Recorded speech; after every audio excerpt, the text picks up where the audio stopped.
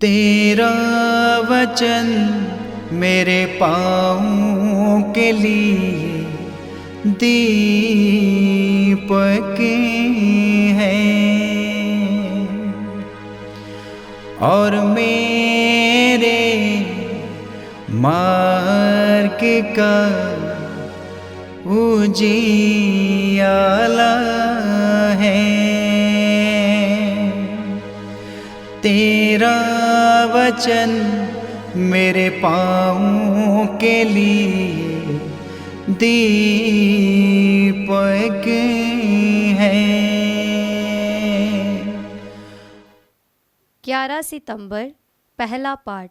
निर्गमन ग्रंथ अध्याय 32 पद संख्या 7 से 11, 13 से 14 तक। प्रभु ने मूसा से कहा, पर्वत से उतरो, क्योंकि तुम्हारी प्रजा जिसे तुम मिस्र से निकाल लाई हो भटक गई है। उन लोगों ने शीघ्र ही मेरा बताया हुआ मार्ग छोड़ दिया। उन्होंने अपने लिए ढली हुई धातु का बछड़ा बनाकर उसे दंडवत किया और बलि चढ़ाकर कहा, इस्राएल, यही तुम्हारा देवता है, यही तुम्हें मिस्र से निकाल लाया। प्रभु ने मूसा से कहा, मैं देख रहा हूँ कि ये लोग कितने हठधर्मी हैं। मुझे इनका नाश करने दो। मेरा क्रोध भड़क उठेगा और इनका सर्वनाश करेगा। तब मैं तुम्हारे द्वारा एक महान राष्ट्र उत्पन्न करूँगा। मूसा ने अपने प्रभु ईश्वर का क्रोध शांत करने के लिए उद्देश्य से कहा, प्रभु, ये तेरी प्रजा है जिसे तू सामर्थ्य तथा भुजबल से मिस्र से निकाल लाया। इस पर तू कैसे क्रोध कर सकता है? अपने सेवकों को इब्राहिम, इसहाक और याकूब को याद कर। तूने शपथ खाकर उनसे ये प्रतिज्ञा की है, मैं तुम्हारी संतति को स्वर्ग के तारों की तरह असंख्य बनाऊंगा और अपनी प्रतिज्ञा के अनुसार तुम्हारे वंशजों को ये समस्त देश प्रदान करूंगा और वह सदा के लिए इसके उत्तराधिकारी हो जाएंगे। तब प्रभु ने अपनी प्रजा को दंड देने की जो धमकी दी थी उसका विचार छोड़ दिया। ये प्रभु की वाणी है। ईश्वर को धन्यवाद। भजन अनुवाक्य। मैं उठकर अपने पिता के पास जाऊंगा। मैं उठकर अपने पिता के पास जाऊंगा। ईश्वर, तू दयालु है, मुझ पर दया कर। तू दया सागर है, मेरा अपराध क्षमा कर।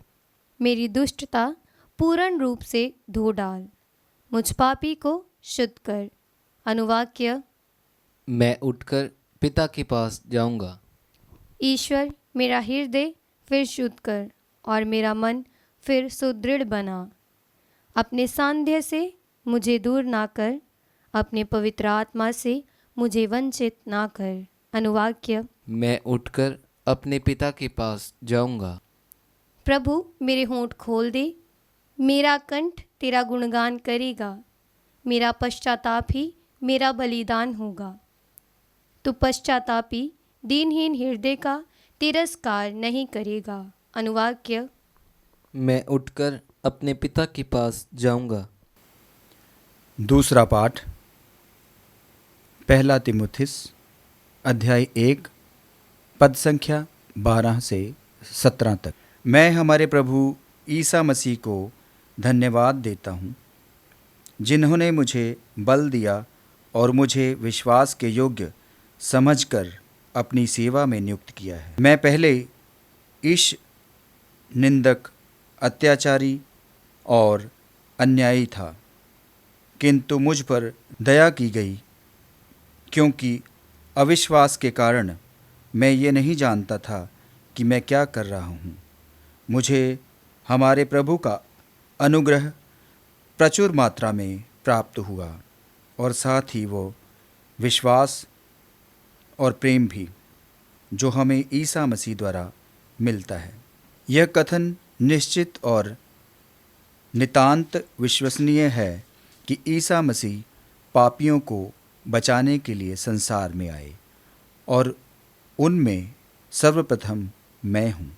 मुझ पर इसलिए दया की गई कि ईसा मसीह सबसे पहले मुझ में अपनी संपूर्ण सहनशीलता प्रदर्शित करें और उन लोगों के लिए एक उदाहरण प्रस्तुत करें जो अनंत जीवन प्राप्त करने के लिए विश्वास करेंगे। युगों के अधिपति, अविनाशी, अदृश्य और अतुल्य ईश्वर को युगानुयुग सम्मान तथा महिमा। आमीन। यह प्रभु की वाणी है। ईश्वर को धन्यवाद। जय घोष। हालेलुया। अनुवाक्य। हालेलुया। ईश्वर ने मनुष्यों के अपराध उनके खर्चे में न लिखकर मसीह के द्वारा अपने साथ संसार का मेल कराया और हमें इस मेल मिलाप के संदेश का प्रचार सौंपा है। अनुवाक्य। हालेलुया। पवित्र सुसमाचार संत लूकस के अनुसार अध्याय 15 पद संख्या 1 से 32 तक।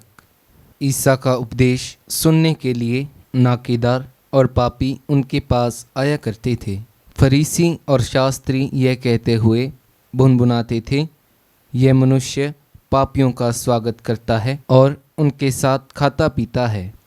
इस पर ईसा ने उनको यह दृष्टांत सुनाया, यदि तुम्हारे 100 भेड़ें हों और उनमें एक भी भटक जाए, तो तुम लोगों में कौन ऐसा होगा जो 99 भेड़ों को निर्जन प्रदेश में छोड़कर न जाए और उस भटकी हुई एक को तब तक न खोजता रहे जब तक वह उसे नहीं पाए। पाने पर वह आनंदित होकर उसे अपने कंधों पर रख लेता है और घर आकर अपने मित्रों और पड़ोसियों को बुलाता है और उनसे कहता है, मेरे साथ आनंद मनाओ, क्योंकि मैंने अपनी भटकी हुई भेड़ को पा लिया है। मैं तुमसे कहता हूँ, इसी प्रकार 99 धर्मियों की उपेक्षा जिन्हें पश्चाताप की आवश्यकता नहीं है, एक पश्चातापी पापी के लिए स्वर्ग में अधिक आनंद मनाया जाएगा। अथवा कौन ऐसी स्त्री होगी जिसके पास 10 सिक्के हों और उनमें एक भी खो जाए, तो बत्ती जलाकर और घर बुहार कर सावधानी से तब तक न खोजती रहे जब तक वे उसे नहीं पाए। पाने पर वह अपनी सखियों और पड़ोसिनों को बुलाकर कहती हैं, मेरे साथ आनंद मनाओ, क्योंकि मैंने जो सिक्का खोया था उसे पा लिया है। मैं तुमसे कहता हूँ, इसी प्रकार ईश्वर के दूत एक पश्चातापी पापी के लिए आनंद मनाते हैं। ईसा ने कहा, किसी मनुष्य के 2 पुत्र थे।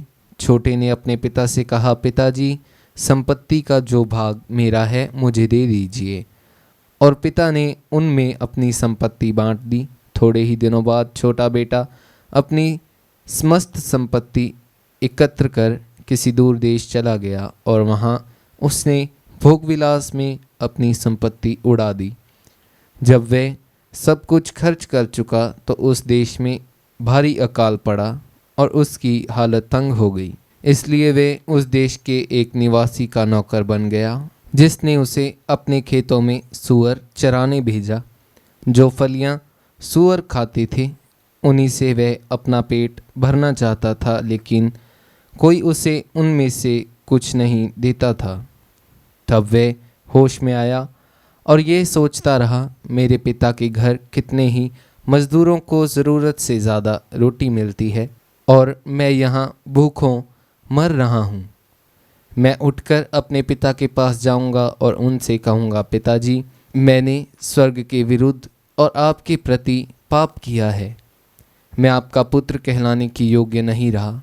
मुझे अपने मज़दूरों में से एक जैसा रख लीजिए। तब वह उठकर अपने पिता के घर की ओर चल पड़ा। वह दूर ही था कि उसके पिता ने उसे देख लिया और दया से द्रवित हो उठा। उसने दौड़कर उसे गले लगा लिया और उसका चुंबन किया। तब पुत्र ने उससे कहा, पिताजी, मैंने स्वर्ग के विरुद्ध और आपके प्रति पाप किया है। मैं आपका पुत्र कहलाने योग्य नहीं रहा। परंतु पिता ने अपने नौकरों से कहा, जल्दी अच्छे से अच्छे कपड़े लाकर इसको पहनाओ और इसकी उंगली में अंगूठी और इसके पैरों में जूते पहना दो।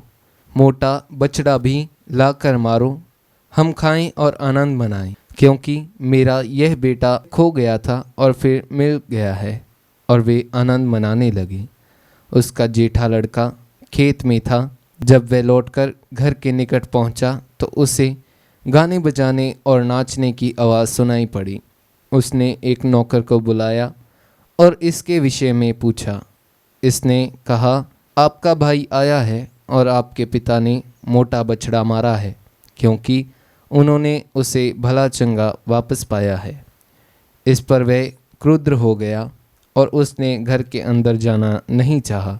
तब उसका पिता उसे मनाने के लिए बाहर आया, परंतु उसने अपने पिता को उत्तर दिया, देखिए, मैं इतने बरसों से आपकी सेवा करता आया हूँ।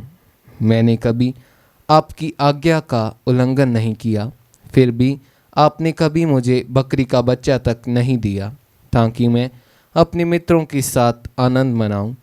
पर जैसे ही आपका यह बेटा आया, जिसने वेश्याओं के पीछे आपकी संपत्ति उड़ा दी है, आपने उसके लिए मोटा बछड़ा मार डाला है।